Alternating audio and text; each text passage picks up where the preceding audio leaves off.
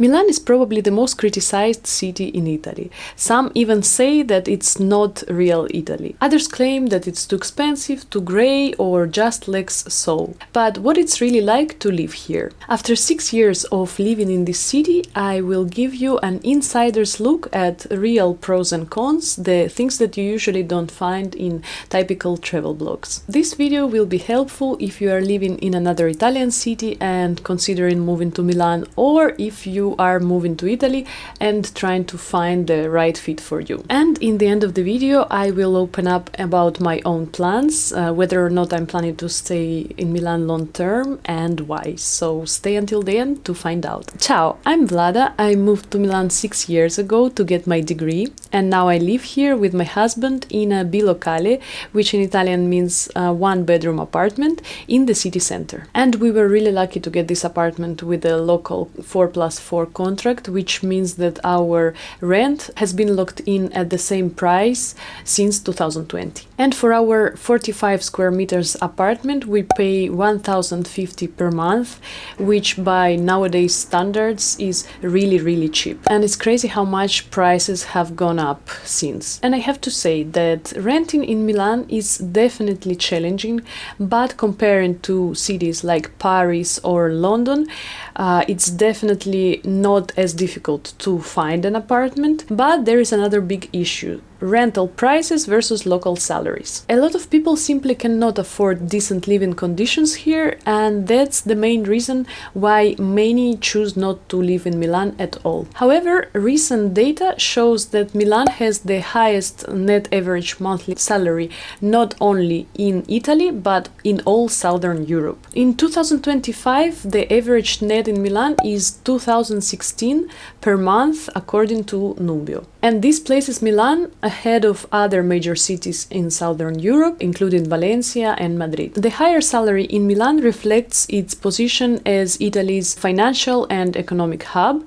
although it comes with a significantly higher cost of living compared to other Italian cities. For instance, to rent a 50 square meter apartment in the city center of Milan, you would pay approximately 1,500 euro per month, while outside the city center it would be around 1,000 euro per month, which means that the cost of rent takes up a significant portion of your income, and the high cost of living leaves you with almost nothing in your pockets by the end of the month, and making it very difficult to save or plan for the future. And especially if you're at the beginning of your career in Milan, it could be very hard to live off your salary. And now let's talk about getting around in the city.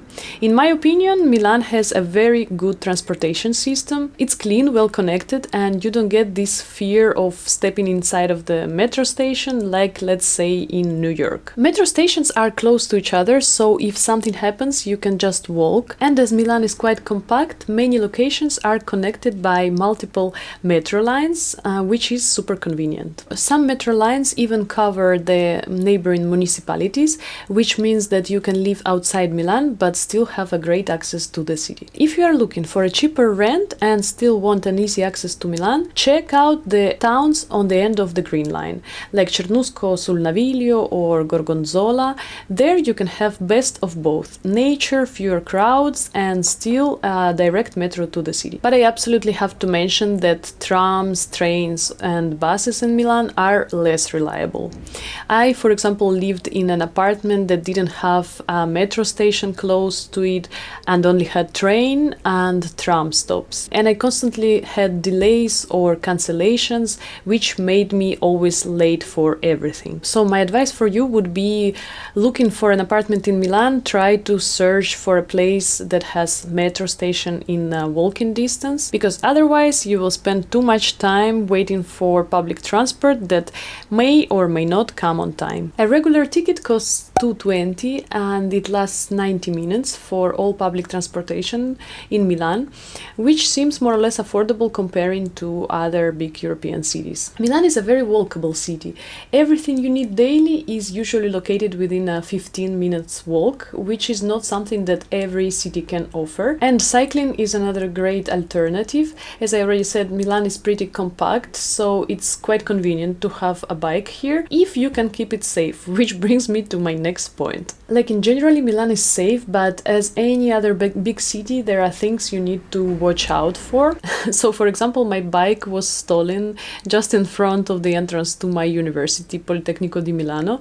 I came in the morning, I locked in my bicycle, and when I returned from the lecture, it was just gone. And unfortunately, I'm not the only one. Many of my friends also got stolen, even from inside of their apartment buildings. Bike theft is a very common crime in Milan, and if you want to cycle here, just be prepared for it, maybe buying a cheaper bicycle. However, I have to say my bicycle was cheap, and there were a lot of other bikes in the parking, and I don't know why, but mine got stolen. And it's not like I had a bad quality lock. Actually, I bought it from Decathlon and it had quite thick chain, so I'm not sure. I think just bike thieves in Milan probably are already very skilled people and they know how to do it, so just be aware of it. Also, if you are taking a public transport, especially buses 90 and 91, be very careful. These buses are always packed and pickpockets love it, so if you are carrying a bag, better keep it in front of you with all the pockets zipped and don't put anything valuable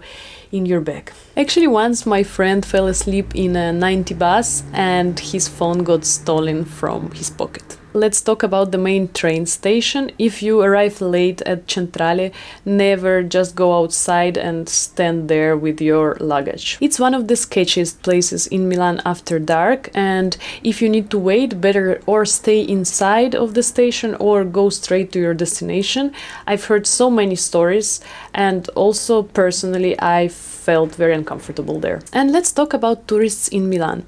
Many people say that there is nothing to see here and that this city is only for those who wants to shop, and indeed people only usually know three things in Milan: Duomo, Galleria Vittorio Emanuele, and three main shopping streets. But you know what? Actually, I think that really benefits Milan residents. While tourists might not find Milan as exciting, locals get to enjoy a livable, functioning city, not overwhelmed by mass tourism. And if you ignore those few crowded spots, the rest of the city is actually very peaceful. Even though I live in the city center, I barely notice tourists in my daily life. Believe me, it's nothing like Florence or Venice that is packed with tourists all year around. I've mentioned that a lot of people picture Italy as this warm and sunny paradise, while Milan weather in reality is a whole different story. Winters here can be dark and rainy and actually feel colder than they really are because of the humidity. Then summer hits and it's the complete opposite. Very, very hot, barely any wind, and the heat just lingers since there is no water to cool things down. However, spring here is beautiful. That's my absolute favorite season in Milan, and the trees start to blossom